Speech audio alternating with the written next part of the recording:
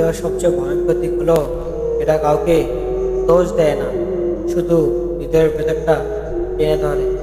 আর একটা অদৃশ্য ব্যথায় মানুষকে নিঃশব্দ করে দেয়।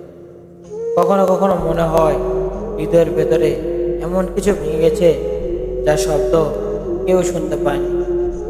মানুষ স্বাভাবিকভাবে চলাফেরা করে, হাসে, কথা বলে, কিন্তু ভেতরে একটা তীব্র যন্ত্রণা ধীরে ধীরে প্রাণটাকে খেয়ে ফেলে।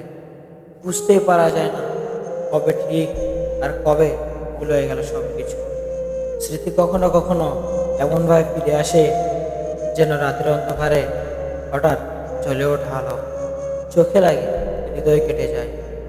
যা ভুলতে মানুষ মরে হয়ে থাকে সেটাই বারবার মনে পড়ে, আরো একটু বেশি কষ্ট দিই, আর একটু গভীর ক্ষত তৈরি করে। মনে হয় কিছু অনুভূতি নষ্ট হয়ে গেছে অনেক আগেই, তবুও তাদের ছায়া এখনো বুকে ভার হয়ে থাকে। একাকিত্ব এমন এক জায়গা যেখানে শব্দ নেই, কেউ নেই, কিছুই নেই, তবুও মন ভারী হয়ে থাকে। রাতে ঘুম আসে না, চোখ বুঝলেই আরো অন্ধকার লাগে। নিজের শ্বাস প্রশ্বাসেরও শব্দ অপরিচিত লাগে। মাঝে মাঝে মনে হয় হৃদয়টা যেন ধীরে ধীরে শক্ত হয়ে যাচ্ছে, আবেগগুলো জমে বরফ হয়ে যাচ্ছে, আর কোনো উষ্ণতা নেই কোথাও। মানুষ বাইরে যতই শক্ত হোক, ভেতরে একটা জায়গা থাকে যা একবার ভেঙে গেলে আর আগের মতো জোড়া লাগে না। হাসি দেখে মানুষ ভাবে সব ঠিক আছে, কিন্তু হাসির আড়ালে যে নিস্তব্ধ কান্না লুকিয়ে থাকে সেটা কেউ দেখে না। অনেক অনুভূতি কথা হয়ে উঠতে চায়, কিন্তু ঠোঁট পর্যন্ত আসে না, কারণ ব্যথা বলার জন্য নয়, বুকে জমিয়ে রাখার জন্য তৈরি হয়।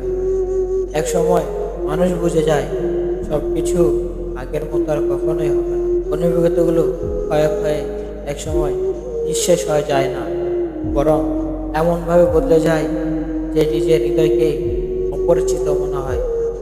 কিছু পথ একা হাঁটতে হয়, কিছু রাত একা কাটাতে হয়, কিছু ব্যথা একাই বুঝতে হয়।